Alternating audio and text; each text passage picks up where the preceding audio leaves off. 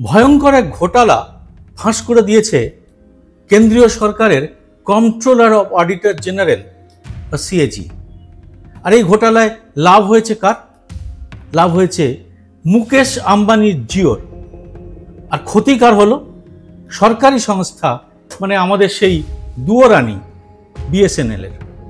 CAG রিপোর্টে বলা হয়েছে বিএসএনএল এবং রিলায়েন্স জিও ইনফোকম লিমিটেডের আর্থিক লেনদেনের গভীরে এমন একটা কিছু ঘটেছে যার পুরো ফায়দাটা পেয়েছে জিও।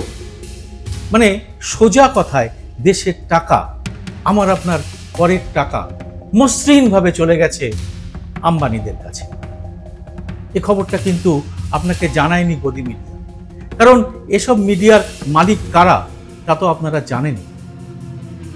তথাকথিত দেশপ্রেমী অন্ধভক্তদের অবশ্য এতে কিছু যায় আসে না, কারণ আমার আপনার দেশপ্রেমটা তো এরকম অন্ধভক্তির উপর দাঁড়িয়ে নেই। তাই হিসেবটা শুনে নিন, চমকে যাবেন না। সরকারি সংস্থা ক্যাগের হিসেবে এই টাকার পরিমাণ ১,৭৫৭ কোটি টাকারও বেশি। এর বাইরেও আরো অনেক টাকা জিওকে পাইয়ে দেওয়া হয়েছে। সব মিলিয়ে প্রায় ২,০০০ কোটি টাকার ঘোটালা। কিন্তু এটা তো কেবল একটা সংখ্যা নয়, এর একটা রাজনৈতিক দৃষ্টিভঙ্গির বিষয়ও আছে। কিরকম? তিনি বলেছিলেন না, না খাউঙ্গা না খানে দুঙ্গা।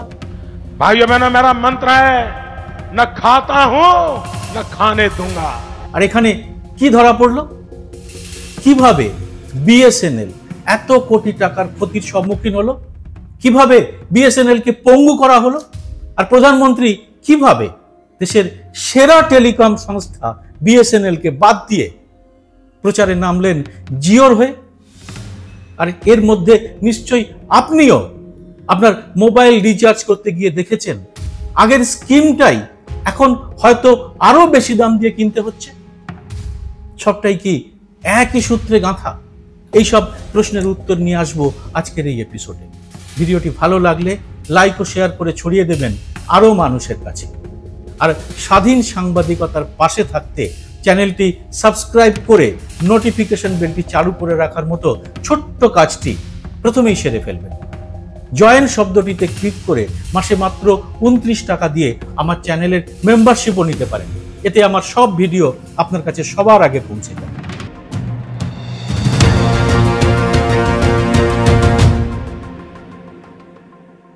নমস্কার, সবাইকে স্বাগত।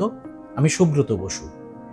ধরুন আপনি একটা ছোট্ট ব্যবসা খুলেছেন, তার সব দায়িত্ব দিয়েছেন একজন ম্যানেজার কাম চৌকিদারকে।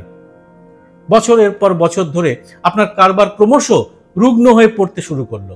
প্রতিদ্বন্দ্বী কারবারগুলো আবার চড়চড়িয়ে এগিয়ে যেতে লাগলো।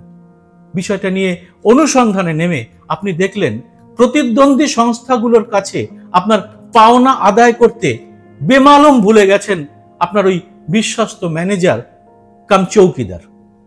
১-১ বছর ধরে নয়, প্রায় ১০ বছর ধরে এই একই ভুল করা হচ্ছে। আপনার কি মনে হবে, এটা কি নিছকই ভুল, না এর পেছনে রয়েছে গভীর কোন চক্রান্ত, নেক্সাস বা আঁতাতের গল্প? ভারত সরকারের সংস্থা বিএসএনএল ঠিক এমনটাই করেছে, এবং এতে দিনের পর দিন লাভবান হয়েছে মুকেশ আম্বানির জিও। কারণ তার কাছ থেকে টাকা আদায় করতেই ভুলে গেছে বিএসএনএল। কেন, কিভাবে এবং কাদের আঘাতে হয়েছে এই ভয়ঙ্কর ঘোটালা?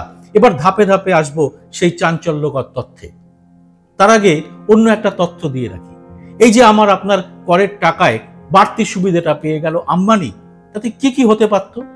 এই প্রায় ২,০০০ কোটি টাকা দিয়ে দেশে কয়েকশো স্কুল তৈরি করা যেত। প্রতি স্কুল তৈরির গড় খরচ ১০ কোটি টাকা করে হলে প্রায় ১৭৫টি নতুন স্কুল নির্মাণ করা সম্ভব হতো এই টাকায়। বা প্রতিটি হাসপাতাল তৈরির ব্যয় ২০০ কোটি টাকা করে ধরা হলে ৮-৯টি আধুনিক হাসপাতাল তো তৈরি হয়েই যেত। এবারে আমরা খুব সহজ করে এই ঘোটালা কি করে হলো তার ব্যাখ্যাতে আসি। ধরুন বিএসএনএল হলো একটা বড় বাড়ি, যেখানে অনেক ঘর আর সুযোগ সুবিধা আছে, যা সরকার দ্বারা নিয়ন্ত্রিত।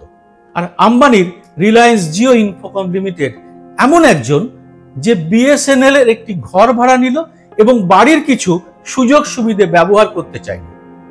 এই নিয়ে 2014 সালে একটি ভাড়া চুক্তি হলো। এতে বলা ছিল জায়গা এবং সুযোগ সুবিধা ব্যবহারের জন্য আম্বানিরা বিএসএনএল কে ভাড়া দেবে। এবার সিএজির হিসাব পরীক্ষকরা দেখলেন গত 10 বছর ধরে, মানে 2014 থেকে 2024 সাল পর্যন্ত বিএসএনএল বিল করার ক্ষেত্রে নানা গড়বড় করেছে। অতিরিক্ত জিনিসের জন্য তারা টাকা নিতে বা চার্জ করতে ভুলেই গেছে। কিরকম?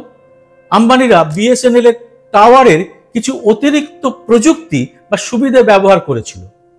এই বিষয়টি মূল ভাড়ার চুক্তিতে উল্লেখ ছিল না, কিন্তু অতিরিক্ত কিছু পেতে গেলে তো গাঁটের করে ফেলতে হবে, বিশেষ করে তুমি তা নিয়ে যখন ব্যবসা করে লাভ ঘরে তুলছো। কিন্তু বিএসএনএল ভয়ঙ্কর উদার হয়ে এই টাকাটার বিলই পাঠায়নি, তাও আবার 1-8 বছর ধরে নয়, টানা 10 বছর ধরে, মানে সেই নরেন্দ্র মোদী যবে ক্ষমতায় এসেছেন তখন থেকেই। বিষয়টি এখন সামনে না এলে হয়তো এভাবেই চলতো। আর এর জন্য বিএসএনএল এর 1757 কোটি টাকার ক্ষতি হয়েছে। তবে ভুলের নমুনা আরো আছে। চুক্তিতে বলা হয়েছিল যে সময়ের সাথে সাথে ভাড়াও কিছুটা বাড়ানো হবে, কিন্তু বিএসএনএল এই ভাড়া বৃদ্ধির কাজটিও সঠিকভাবে করেনি। তার মানে এই 10 বছরে কোনো কিছুরই ভাড়া বাড়েনি। এর ফলে বিএসএনএল এর আরো প্রায় 29 কোটি টাকা লোকসান হয়েছে। এছাড়া আরো ভুল হয়েছে। কিছু কিছু ফিজের বিল সঠিকভাবে পরিচালনা করতে না পারায় আরো প্রায় 38 কোটি টাকার ক্ষতি হয়েছে বিএসএনএল এর। সব মিলিয়ে চুক্তি অনুযায়ী সঠিকভাবে বিল না করার জন্য বিএসএনএল কে প্রায় 1800 কোটি টাকার বেশি লোকসান করতে হলো। এটা একটা বিশাল অঙ্কের টাকা তো বটেই, কিন্তু তার চেয়েও বড় প্রশ্নটা কিন্তু এবার বিশ্লেষণ করা দরকার। আসুন আমরা একটু অন্য দৃষ্টিকোণ থেকে বিষয়টাকে দেখি। এই বিপুল টাকা লোকসান করায় বিএসএনএল প্রতিযোগিতার বাজার থেকে পুরোপুরি ছিটকে গেছে, কারণ এতে তাদের নিজস্ব পরিষেবা উন্নত করার ক্ষমতা, যেমন সর্বত্র 4G বা 5G চালু করার প্রক্রিয়াও প্রচন্ড মার খেয়েছে। আর এখানেও বড় সুবিধে পেয়েছে জিও। বিএসএনএল এর পরিষেবায় বিরক্ত হয়ে আপনি বিএসএনএল ছেড়ে কম পয়সার জিও পরিষেবা নিয়ে তাদের দুহাত তুলে ধন্য ধন্য করেছি। অথচ জিও কিন্তু বিএসএনএল এর পরিষেবায় ভাড়া নিয়ে তাদের কারবার বানিয়েছে, আর তাদের টাকাও দেয়নি, নিজেরাও খরচ করে পরিকাঠামো তৈরি করেনি। খেলাটা কেমন চমৎকার হয়েছে দেখুন। ক্যাগ রিপোর্টে বলা হয়েছে বিএসএনএল এর সঠিক বিল পাঠাতে ব্যর্থতার জন্যই এই টাকার ক্ষতি হয়েছে। সাধারণত আপনি যে বিল পান সেটাই তো পরিশোধ করেন, তাই আম্বানিরা এখন বলতেই পারেন বিএসএনএল আমাদের যা পরিশোধ করতে বলেছে আমরা তো তাই করেছি, সব চাঙ্গাসি। আর নিজেকে চৌকিদার বলা প্রধানমন্ত্রী মডেল হয়ে প্রচার করেছেন জিওর 4G। এবার আসবো আর একটা গভীর বিশ্লেষণ, সেটা হলো কিভাবে এটা করা হলো, আর এতে পিএসইউ বা রাষ্ট্রায়ত্ত সংস্থার ক্ষমতার উপর জনগণের আস্থা কতটা নষ্ট হলো। আর এখানেই উঠবে রাজনৈতিক পক্ষপাতের অভিযোগ। কিরকম? বিএসএনএল কর্মচারী ইউনিয়ন এবং বিরোধী রাজনৈতিক দলগুলি মোদী সরকারের সঙ্গে রিলায়েন্স জিওর সম্পর্ক নিয়ে বেশ কয়েকটি অভিযোগ করেছে। বিএসএনএল এর কর্মচারী ইউনিয়নগুলি 2018 সালে দাবি করেছিল সরকার ইচ্ছাকৃতভাবে বিএসএনএল কে 4G স্পেকট্রাম থেকে বঞ্চিত করেছে, যাতে রিলায়েন্স জিওর কোনো প্রতিপক্ষ না থাকে। 19 সালে কংগ্রেসের মুখপাত্র রণদীপ সুরজেওয়ালা অভিযোগ করেন মোদী সরকার বিএসএনএল এবং এমটিএনএল কে 4G স্পেকট্রাম বরাদ্দই করেনি। আর এখানে বেসরকারি টেলিকম সংস্থাগুলি বাড়তি সুবিধা পেয়েছে। স্পেকট্রাম বরাদ্দের বাইরেও আরো অভিযোগ করা হয়েছে। বলা হয়েছে রিলায়েন্স জিও খোলাখুলিভাবে নরেন্দ্র মোদী সরকারের পৃষ্ঠপোষকতা পাচ্ছে। কিরকম? কর্মচারীদের ইউনিয়নগুলোর অভিযোগ হলো রিলায়েন্স জিওর মতো বেসরকারি কোম্পানিগুলো সরকারের ইশারাতেই খুব কম দামে তাদের পরিষেবা বিক্রি করছে। এর উদ্দেশ্য ছিল বিএসএনএল এর মতো অন্যান্য কোম্পানিগুলোকে বাজার থেকে সরিয়ে দেওয়া, যাতে জিও একাই ব্যবসা করতে পারে। এই প্রসঙ্গে একটা বড় ঘটনা সামনে আনা যেতে পারে।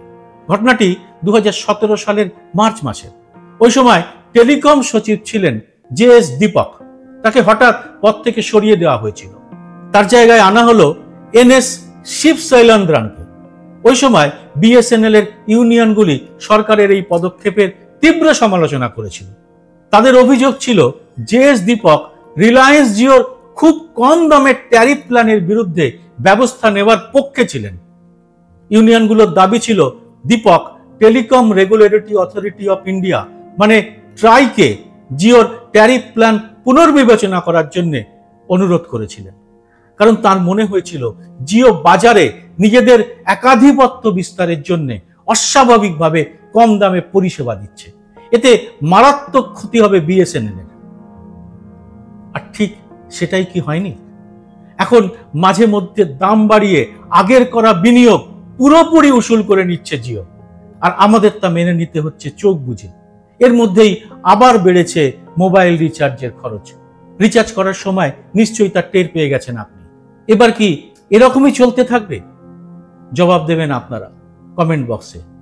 ভিডিওটি ভালো লাগলে লাইক ও শেয়ার করে প্রচুর লোকের কাছে পৌঁছে দেবেন, কারণ এই খবরটা সবার কাছে পৌঁছে দেওয়ার এটাই একমাত্র উপায়।